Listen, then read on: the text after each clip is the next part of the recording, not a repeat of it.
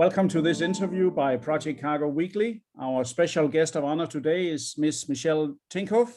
She is the managing director of C Steinweg in Africa for imports, and also her colleague, Mr. Gerald Povey, who is the director for project mining and energy, also for Steinweg in Africa. First of all, welcome, Michelle. Well, welcome. Thanks for having us on the interview. Appreciate it. Welcome. And Gerald, welcome to you as well. Yeah, thank you, Bo. Look forward to the interview. As you know, we always take ladies first. And since I'm located in Sweden, that's the law here. So we are happy to do that. No problem. Michelle, you've seen some of the previous interviews in Project Cargo Weekly, and you have no doubt noticed that we always let the accused explain to our viewers about their background. So starting off with you, how did you end up in your current position, please? So, yeah, I started off in logistics with UTI years ago. Where I started actually off on the import side, first on air freight, then on ocean freight. Then I went over to focus on exports into Africa on the mining side, and then on the project side for operations. And then from there, looked after all the Africa work for UTI those days. And then from there, I moved then over through to Steinweg, where I was more focusing on the exports, more on commodities like metals and minerals and agriculture. And then, yeah, we moved further on because of our vast background that we've always worked with the mines and the metals and minerals to focus on that, developing on projects and imports into the region. So, yeah, that's a brief summary of myself and up to where I'm now. Okay, and you're located in Johannesburg. That's where you're working out of, yeah. Correct. Okay, right. Gerald, what is your background sitting here? Yeah, Bo I've been in the industry for over 35 years. Started off with the company WTC, which then merged with, got taken over by Burlington. Who in turn, the owners then bought out Union Transport. And I started the projects division for Union Transport back in 1996 with oil and gas projects into Mozambique, and then developed that into mining. Union Transport then listed and changed to UTI. And I then grew the projects division for UTI.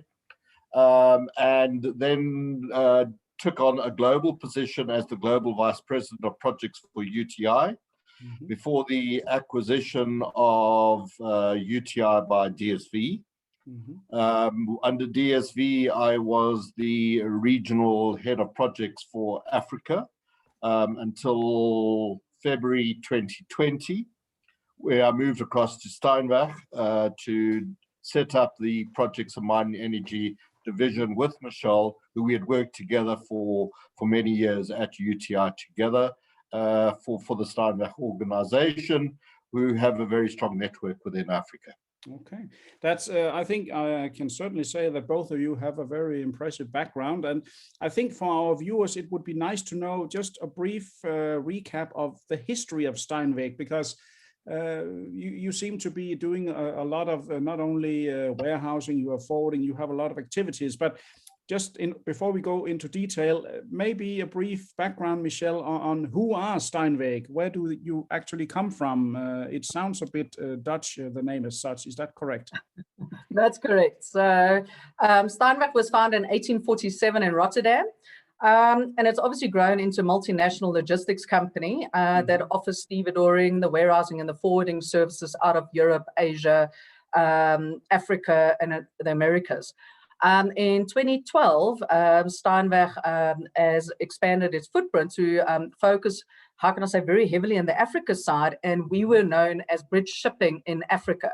So Bridge Shipping in Africa has been in existence for over 40 years. And Steinweg in 2012 then acquired majority shares in Bridge Shipping, which then made it C Steinweg Bridge in Africa. So, and as you know, well, Steinweg has been over the years a commodity warehouse where they focus a lot more on the metals and the ferroalloys and the steel industries. So they've actually been very close to all the mining companies and the smelters over all the years. And in Africa, Bridge Shipping actually also had those very close relationships of all the mines, because we did obviously all the exports and that for them. Hence why we developed into a very big partner in Project Cargo. So over the years, we've developed quite a lot on Project Cargo into the DRC and into Zambia, and have just expanded our footprint onto all the other countries. So yeah, it's basically developed itself. But yes, very big in warehousing and stevedoring and obviously all the forwarding services. Okay, so in a way, coming to you, you can offer, let's say, the whole package, because I believe, I mean, when you have this kind of relationship with the mines, and the mines obviously need equipment, the equipment needs transportation. So that means it's not something you let go to other companies. You can do the whole package for these mines, right? Correct, yeah. So for instance, if we've got big movements that needs to move from, say, Europe, we can do all the stevedoring in Holland, or in Antwerp. We do the chartering, where we can also charter all the vessels. We can do the offloading, where we've got all our ships agency, and we can also do all the port work in all the big ports that we work in. As well as we've got the entire team that focuses on heavy moving of cargo, where we can do route surveys and all of that, up until moving it to the mines to actually, how can I say, installing it at the mines and that. Okay. So we can do the entire full movement from sea freight, road freight, and air freight, which we've got to offer, yeah. Okay, that's pretty interesting. Also, Gerald, just to let you have your say here, how would you say that it works with the mines and minerals today in Africa? There's a lot of focus on, scarcity of some minerals, and the prices are going up. Would you say that there's a big business, or is there a boom or a bust in your industry at the moment? No, I think it certainly is starting to boom, particularly around the gold sector. The copper and the cobalt industries are very active. So if you look at where the cobalt, copper, particularly in the copper belt in Zambia and southern DRC, you've got gold, and Barrick have expanded with all of their mines in Tanzania and northeastern DRC. And West Africa is also becoming a lot, there's a lot of new developments of mines. And I think what we can offer the clients is being able to move the reagents, the engineering spares, and all of the equipment to keep the mines operational, plus the exports of all of the commodities. Plus, when they do either brownfields or greenfields projects, we offer that service as well. So it's a little bit of a one-stop shop, being able to handle all aspects from reagents, and we've developed a lot of the additional tools to add value in the client supply chains. Okay, so let me just take a typical example. Let's assume that I'm a project freight forwarder sitting in Finland, and Finland is famous for some kind of mining. They got a supplier, or let's say a shipper called Autotech, who have big projects into the gold mines and copper mines. So let's say I'm a project forwarder sitting in Finland. I got some heavy machines to ship to some mine in Zambia. Then I could basically contact you in Steinweg in South Africa. You could do the inland transport from port. Let's say I organized it down to South African port. You could do the inland transport and delivery to the mine like a normal forwarder, let's say, would do, right? Absolutely. So it's actually, you use that example. We are doing a lot of quoting for Autotech right now for equipment coming out of Finland and other parts of Europe. And where we don't have our own offices, we work with project network partners that we've developed very good relationships with. We work very closely with one of them is a company called TGP, who I'm sure you know, and we have a very strong relationship agency agreement with them.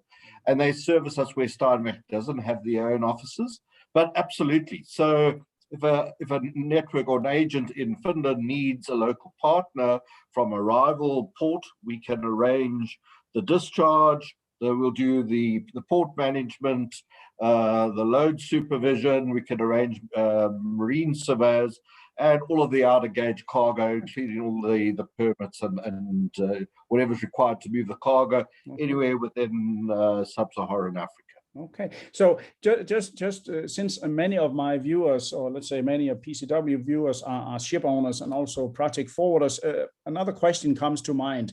You would be totally, let's say, I would, in a way, I would call you like a carrier, because because you can do it all. A freight forwarder comes to you with, let's say, a project he has in hand, but you will be neutral to that freight forwarder, right? You will not contact his customer directly, or you will be, whoever comes to you with cargo, you will treat them as if it was your own, correct? Correct. So we've got like for instance in Europe and that, because we do a lot of stevedoring services and we work a lot with the project freight forwarders. Right. So we definitely treat it as independent. So there where the project freight forwarders do come to us, we obviously work with them.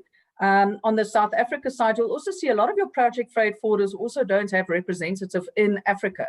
Hence why they also like working with us from an Africa point of view, because they're not here, so they'll do the international movement and we'll then take over from the local movement. So yes, we do treat them as very independent.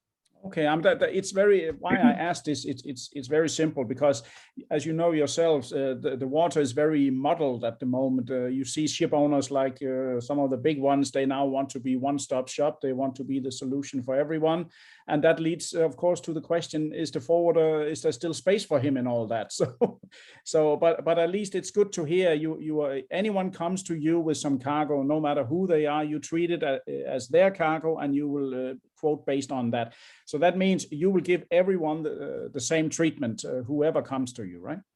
Correct. Okay. Correct. Very good. Then in Africa, can you outline a bit for our viewers, where do you have your offices? Where are you physically, let's say, yourself represented? So we are in, so from Tanzania, Dar es Salaam port, all the way down to Mozambique in Pemba, Nacala, Tete, Beira, Maputo. Then down to South Africa, where we are in Durban, Richards Bay, Durban, PE, Cape Town, down, well, a little bit up to Namibia, where we are focused in Walvis Bay. We obviously got very big facilities in Johannesburg, and then Zimbabwe and Harare, Mutare, in Zambia and Lusaka, and in Ndola, and also at all the border posts, Malawi and Lilongwe, Lwande and Blantyre, DRC, we're up in Lubumbashi. So very big in the southern side, where we are very big in heavy and assets, where we've got warehouses, but we can obviously arrange the whole movement from transport, customs clearance, the warehousing, the port operations. Okay. And then on a West Africa point of view, we've got our agents that are based in West Africa, but our own physical presence where we are all the way Tanzania down. Okay. That's I must say that's a pretty impressive coverage of the African continent. The way I see it, sitting here up in the north, you know, we don't know much about Africa up here. Most of the people who call themselves Africa experts have only visited either Egypt for a holiday or South Africa, but they haven't visited anything else. So when somebody comes to me and say, "Oh, we are Africa expert, we can do this and that," very few have that distinction, but it sounds to me like you do have it, right? Yeah, definitely. So how do you see, let's say, do you agree with me and my contention that Africa perhaps is the last continent where real projects are still coming, because you have, is it 50 countries or something like that? Do you see a bright future for your development where you have your offices? Yeah, absolutely. I think certainly from an oil and gas perspective, there has been a lot of development within Mozambique. Unfortunately, due to all of the insurgent issue, Total have declared force majeure on the project, the Fungi project in Area 1, which has put a bit of a dampener, because it was a big focus area for us with our own office in Pemba, and putting in our own landing crafts to service that particular project. The East Africa, certainly there's a lot of development for the Kingfisher, Talinga, and the ECOP pipeline, which is a JV again between Total and CNOC. So that certainly is and they signed the host government agreements, and the foreign investment decisions were signed off a couple of weeks ago. So we expect some development, and a lot of tenders and expressions of interest have been floated. From South Africa, there were some very big finds again by Total, who are very active in Africa, off the coasts of Mossel Bay. They drilled 2 projects, and that potentially has got the opportunity. They've elected not to do any more exploration, but they're looking at possible production. So that has got great opportunity. And then into Namibia, there's some drilling projects off the coast of Lüderitz, some over there. And then up into West Africa, your Nigeria's, Ghana's the new drilling one. And then mining. There's a lot of, as we've mentioned, copper. There's the big Ivanhoe, Zijin mine going up in the DRC right now. It's in phase 2 of the projects. Plus as well, a lot of the gold projects in East and West. West are very busy. There's some big projects going on, and some being rehabilitated mines up into West Africa. So certainly we see from a project perspective as Africa as one of the growth points for the cargo. Obviously, COVID has played a role with some of the projects and arranging finance. So a lot of them are the juniors as opposed to the majors when it comes to mining. And arranging finance is not been that easy since COVID, and also travel restrictions due to COVID. But yeah, we do see a bright long-term future. Okay, you mentioned the Chinese group Zijin Mining, which is a bit known to me because I was based in China for 14 years, you know. And better make sure that that they don't take it all with them when they go back. Nah, joke aside, it actually precedes my next question. Do you see the Chinese very active in the mining and infrastructure there in all over Africa, I should say? Do you see that? Yes, for sure. I must say, obviously in DRC and in Zambia, very much.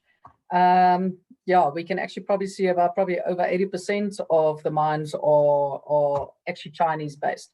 So it's obviously important that we focus on them. And yes, they are definitely expanding into all the other areas like in Botswana and that. So yes, it's definitely an area that is playing a very big part in Africa. And from a political standpoint, even this is not a political newspaper, and I try not to have too many opinions. Even I have it, of course, when the interview is off. But from a political standpoint, how is Chinese investment being welcomed in Africa these days? You know, there's been a lot of talk in the last decade about China taking over Africa, but also receiving countries found out that perhaps it wasn't so good to be in debt. What's the situation right now, in your opinion? I think it's an interesting one because it still continues where the African governments are accepting it, and I think it's unfortunate where you know, they don't, they don't always, look after the local development that much, because I think they'll always support their own suppliers. But I think it's the Chinese have got the funding and the ability to invest in the countries. And I think the governments are just open and eager for that funding. But it's always, it's always open for if they really do the local development in the countries. So, but yes, they definitely are. Governments are very open for it still. No, but you're right. It's a good, fair comment. We have to accept that the world's second largest economy is in there, and they are active and they are willing to put the money where, let's say, the mouth is. It's but there's always a catch, as we say. But yes. Anyway, good to have your viewpoint on this. I will not. I don't have too many left questions here to ask. But one thing I would like to ask you. You mentioned a little bit the COVID. How is the current situation where you are in South Africa? Are you allowed to travel around, or are you still, let's say, stuck? Yeah, South Africa is, unfortunately, we're quite way behind with the vaccinations, and so is the rest of Africa. Our rate of low is relatively low, although there's prediction we could go into the third wave. Traveling into Africa, most of the African places are open, although flights are restricted into, it's not as open as what it was pre-COVID. But it is obviously you need to have the COVID tests before and after. Right. But yeah, one can get around and travel. But unfortunately, due to the South African variant, a lot of countries, particularly in Europe and the UK, have put South Africa on the red list. And until we've had our vaccinations and got the vaccinations, a lot more people vaccinated, I think travel will be restricted into some of the other continents at this stage. Right. So in effect, you can move, but it's cumbersome. And I think that's also what I see from here. As I mentioned earlier, just in the beginning here, before we started, I got my first injection here on Friday and we'll have the next one on June. So let's say after I get my second shot, can I then fly to South Africa to visit you if I wanted? Yeah, absolutely. There's no, there's South Africa hasn't got as many restrictions, people coming in. You just need to arrive with a negative COVID test. Okay. And yes, I suppose it will come down like we have a passport. We'll have our certificate of vaccination, and that'll become a requirement. We'll travel as similar to the yellow fever book cards that we have in Africa. You don't go anywhere without that. Right. Okay, but that's good to hear. The main thing is that you're safe and sound, and I guess we'll have to see where the chips fall regarding this. But really, both of you have given me quite a good impression. You've answered all the questions I could kind of think of shooting from the hip here. And I think I want to say, first of all, many thanks to you, Michelle. Well, thanks for allowing us today. Really appreciate it. It's been great to be part of it. You're welcome. And Gerald, thank you to you as well. Yeah, both. Thank you very much for the opportunity. And any of your other agents looking for someone to support them within the African continent, to either reach out to Michelle or myself, we'll gladly be able to assist them with whatever requirements into the region. And hopefully we see you at the next Breakball conference. When you get For sure, yeah, definitely. We'll catch up. We need quite a few bottles after all of this. Anyway, I want to say to all our viewers, listeners, readers around the world, this was yet another great interview, of course, in my opinion, since I am kind of the editor here. And this time our special guest of honor has been Michelle and also Gerald from C Steinweg in South Africa, looking after the African continent. Thank you very much for listening, and stay tuned at PCW for further interviews in the near future. Thank you.